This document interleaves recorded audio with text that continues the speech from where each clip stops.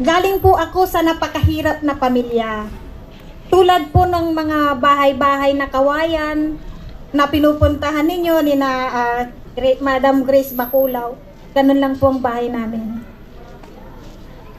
Kapag mahirap ka, ang mga tao, lahat ng mga negatives, lahat ng everything, kinakaya-kaya ka.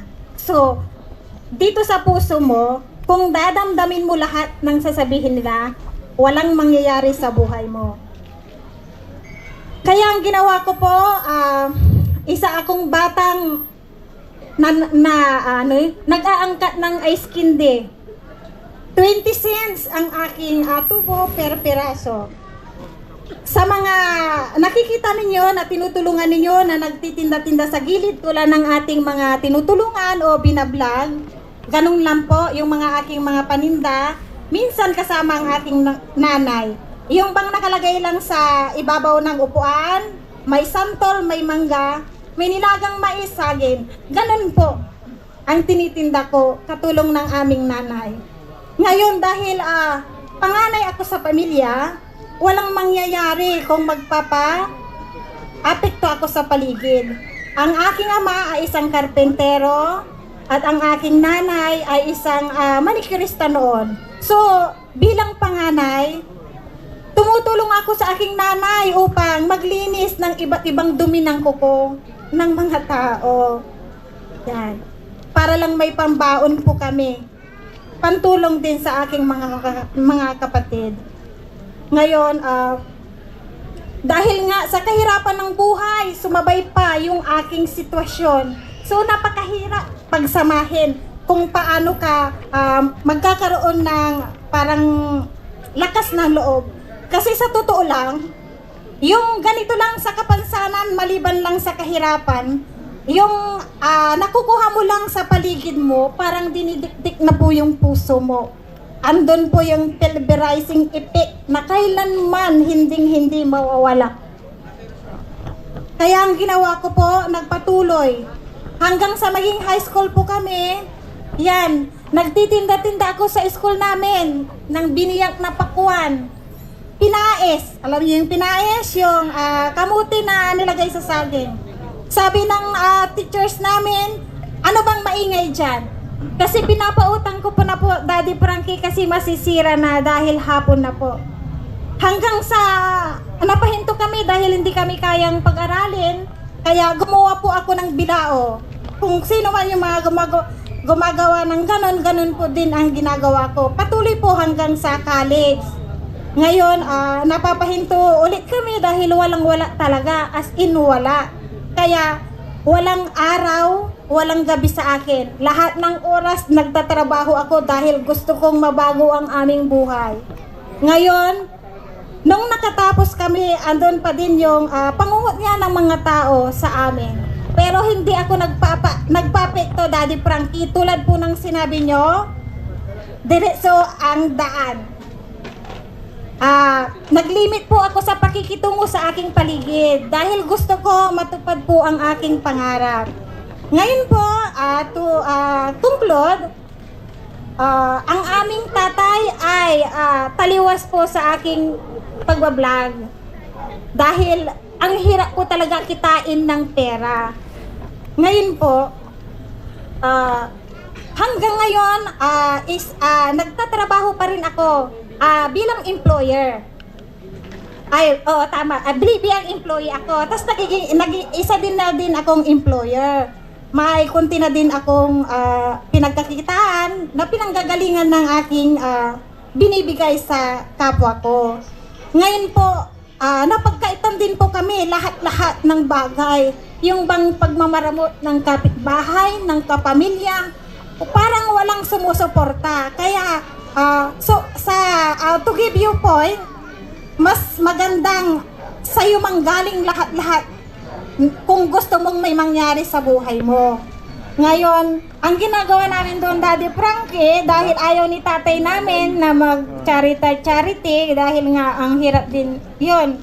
Maghihirap ka, ganyan ka na, tapos pinapahingi. May purpose naman po ang aming tatay, dahil galing kami sa hirap, gusto na para sa pamilya namin. Oo, andun na ako. Pero andun, Daddy Frankie, yung gusto kong makatulong. Kaya pinagpapatuloy ko. Kaya ang ginawa namin, kasama ang aking mga kapatid, yung mga bigas, groceries, o anything na ibibigay namin, pinapak yun sa loob ng kwarto ko, ilalabas namin kung wari gamot na paninda ko na i-deliver sa aking mga butika. Ganon po kami tumatakas, kasama ang aking mga kapatid.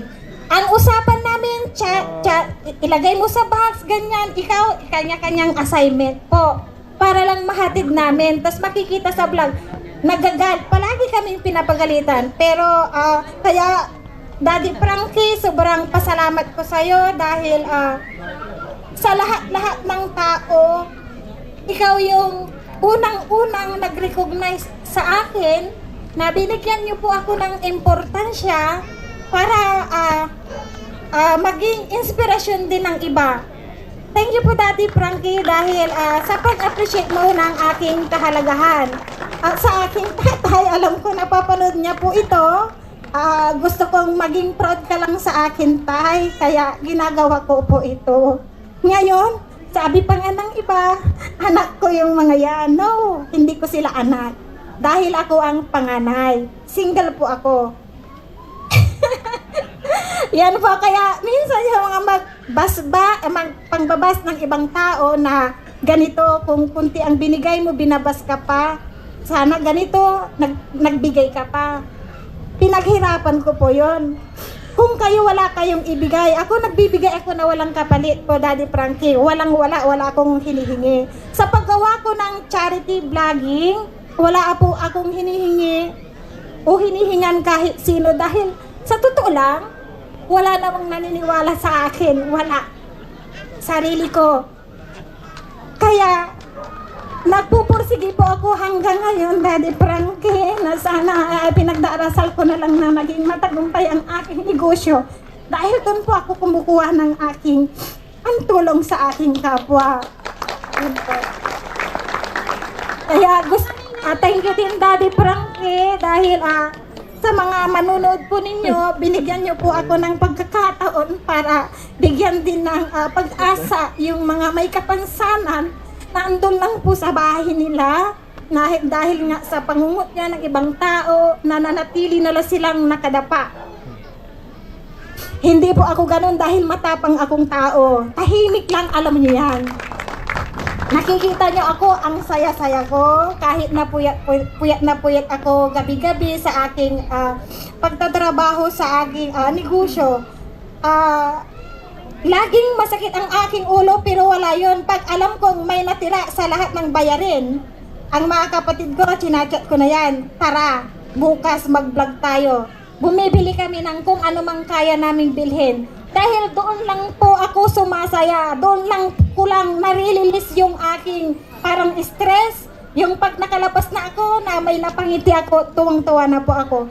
Yun po ang gusto kong mangyari habang binibigyan pa ako ni Lord ng paghinga sa bawat araw. Kaya sana po maintindihan ng iba kung paano, kung gaano kahirap yung isang magbablog o mag-charity. Wala akong hinihinging kapalit. Wala. Lahat po ng binibigay ko, pinaghirapan, pinagpuyatan ko. Kaya ang hiling ko lang, wag nyo akong ibabas. Kasi kita nyo naman, ganito na. Walang-wala, kinakain lang namin asin sardinas. Totoo yan, promise.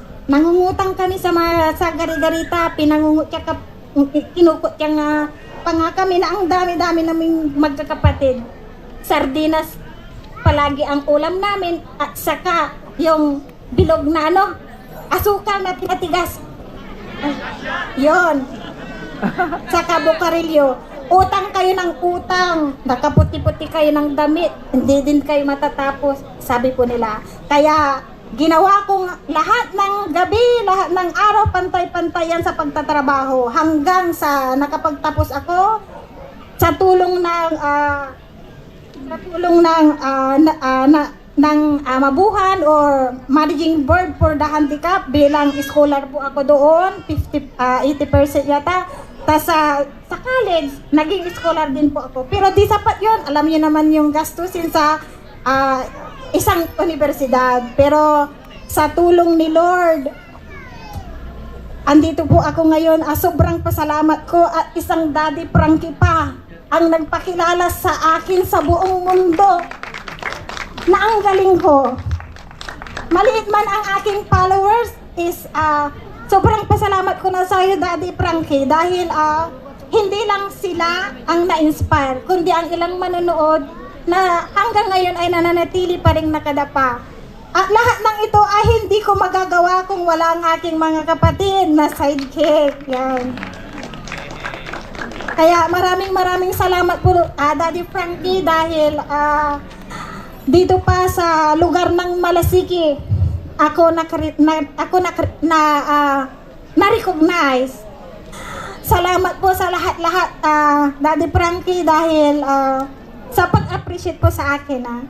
Kaya sana ay maging ideal example pa rin ako sa iba, yung parang gano'n na makatulong ako. Kaya pasensya na, Daddy Frankie, hindi ko mahahabaan kasi yun nga, masakit ang aking ulo. Yun, kaya gusto kong ibahagi yung aking munting regalo sa'yo dahil gusto ko, Daddy Frankie, palagi kang malakas. Tayong lahat malakas para makatulong pa tayo sa iba.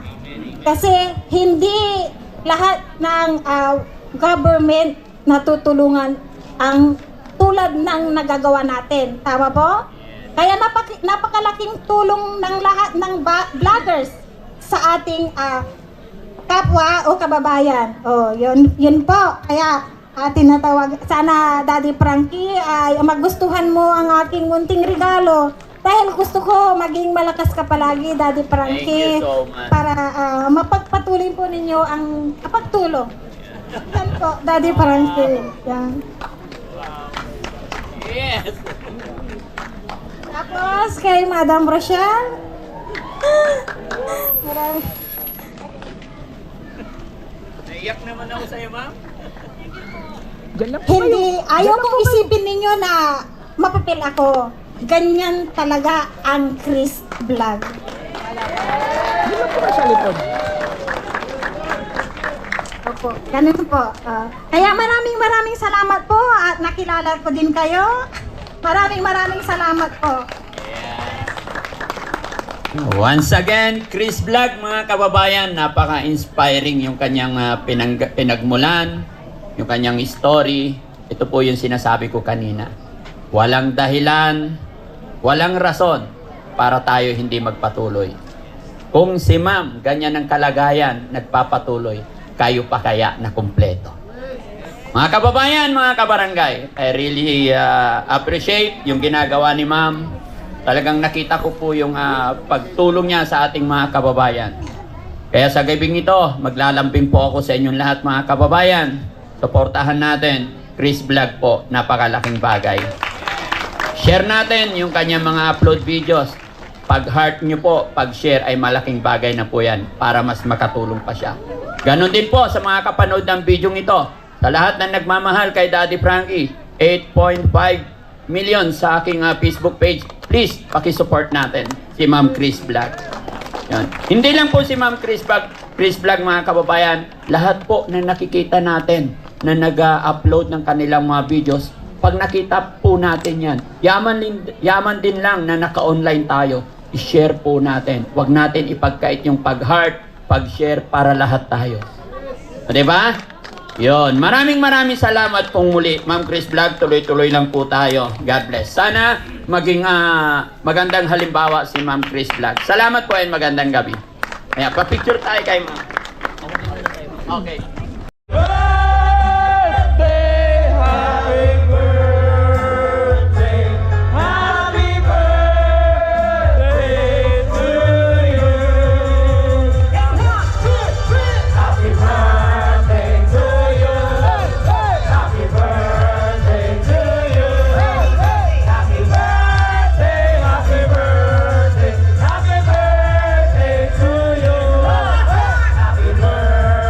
To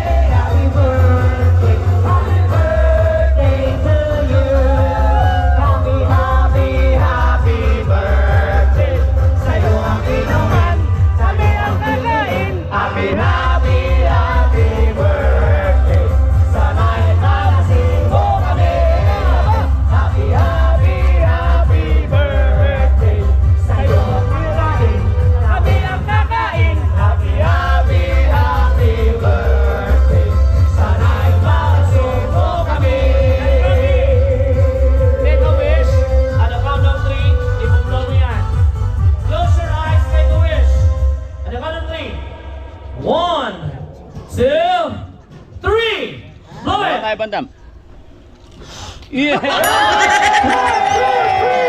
happy, happy birthday.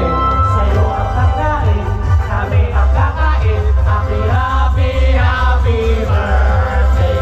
Sana'y nalasing mo kami. Happy, happy, happy birthday.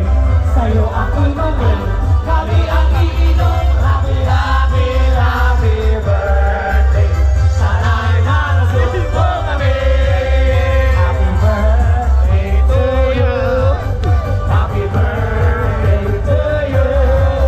Happy birthday, happy birthday, happy birthday to you.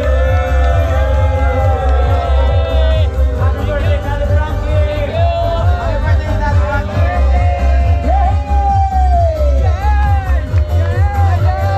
Happy birthday! Oh, si Bandam! Si Bawaw! Ayan, oh! Morning, morning! Si Boss Bolso! Kaya JC! Happy, happy! Pagod ako dun, oh! Salamat, tayo'y nagkasama. Limang luna, salamat. At sa pagkain ng uhaw ay darating ng araw. May pag-ibig na ating samahan sa lungkot at kaligayahan. Tunay na kaibigan, Daddy Frankie ang pangalan. Salamat, at tayo'y may pinagsamahan. Salamat, tunay kong kaibigan. Happy birthday! Alright! Maraming salamat po! Daddy Frankie number 1! Come on! Ay kapitan na ating samahan sa lungkot at kaligayahan. Mas baby, tunay na kaibigan, kasama maasahan. Masarap, salamat, salamat. Ay may pinagsamahan. Kasing salamat, kaibigan, parang kapatid.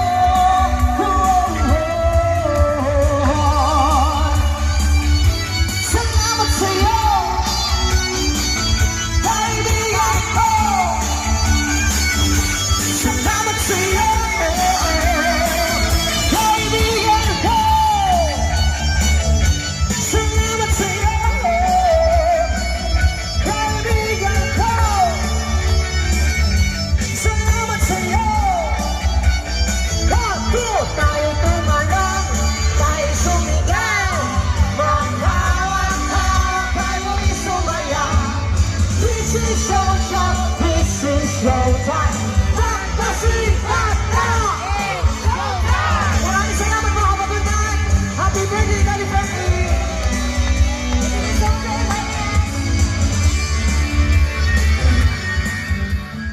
So yun mga kababayan, mga kabarangay, isang mapagpalang umaga sa atin lahat. Masaya ang Team Daddy Frankie, especially syempre ako. Dahil personally, na-meet natin second time si Rick Aningat.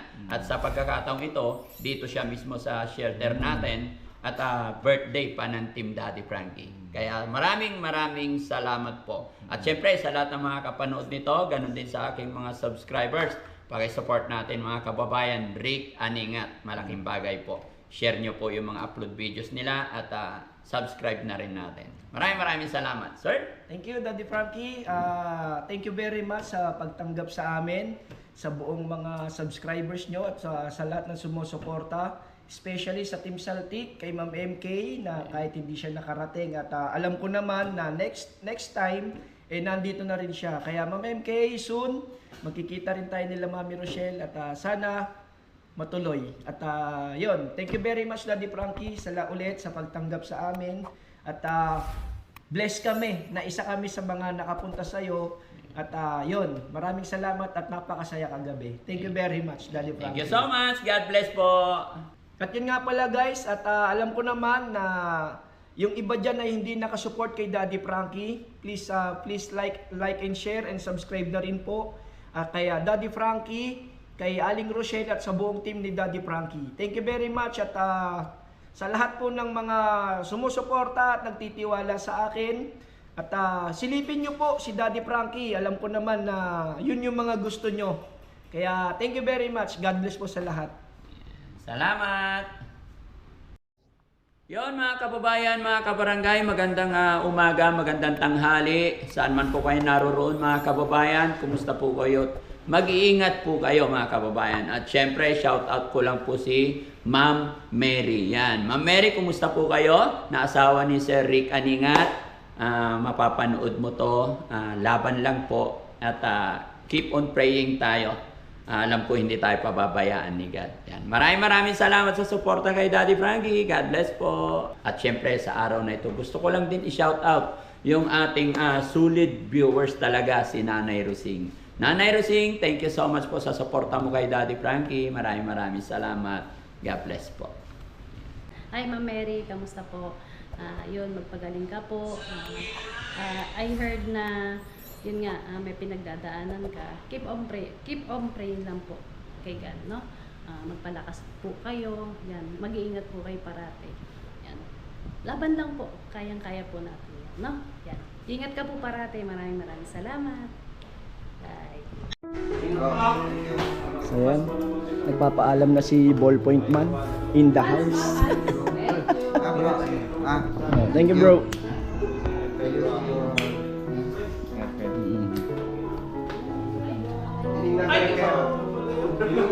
Ano, si Kuya Sam. Naka si Visayas girl. You know. Ballpoint Man in the house. Shout out. Yun, aalis na po kami at maraming salamat dahil na-meet natin si Boss. Yan, isang magaling na kasi maraming talent to. Makambling. Maraming talent at nagkita-kita masaya, no? At sana sa susunod maulit pa to. Yes. Okay. Ulit pa yan. Maglalaro ka ba basketball? Ano to, ito Kasi bawaw. No? Boss, may kayo dyan? Ay, wala. Kasi ito yung malamig. Pagkano, pwede naman. Yahin na sila, hatid sila sa Paniki Tarlac. Ayan, tapos na yung event. Meet and greet. Ang daming vlogger na pumunta rito kagabi. At ngayon ay nagpapaalam na, umuwi na. At dito kami natulog ng isang gabi. Ayan, shoutout kay boss. Ayan, ha? Gabi na tayo darating mamaya at nakamotor tayo. Kuya Risky, oh. Yan, wash out. Mga event ito kagabi.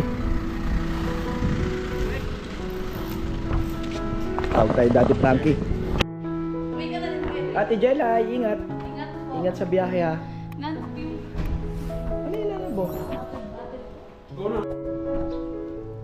Guys, uwi na tayo. Nag-uwian na rin kanina sila MJJC at saka si si Marlene tsaka sila Ballpoint Man. So uwi na tayo. Ang oras ay 4:41 ng hapon. So tara guys. Iba ang way natin. Punta tayo ng Nueva Ecija. May dadaanan tayo dun. Tara.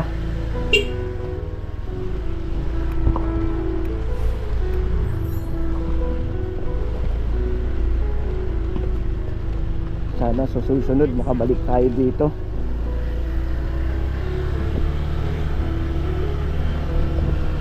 Thanks God.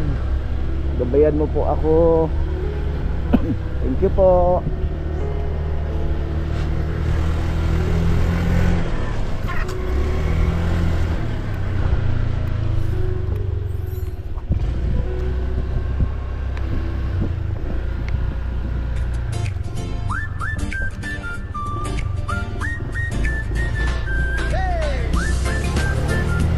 Let's go. Dahil tayo sa barangay nila Daddy Frankie.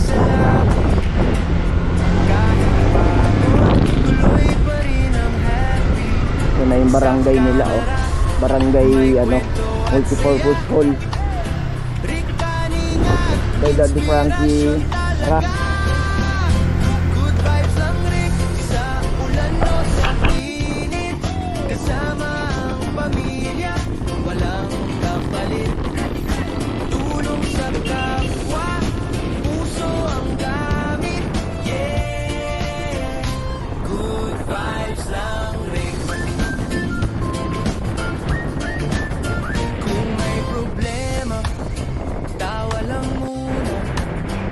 Sabay gitara, kanta sa tabi ng bundok. May puso para sa kalikasan. May ngiti para sa bawat kaibigan. Good vibes lang Rick, sa ulan o sa init. Kasama ang pamilya, walang kapalit. Boundary ng Pangasinan at saka Nueva Ecija, guys, oh. Dito na tayo, Nueva Ecija. Dito, may dadaanan tayo dito. Si Tatay Phil Pascual. Lapit na. 5 minutes na lang. Ang mundo gumagaan kapag may ngiti at kantang masigla. Good vibes lang Rick sa bawat araw na lumilipas. Dahil buhay ay biyaya, di problema. Yeah, good vibes lang.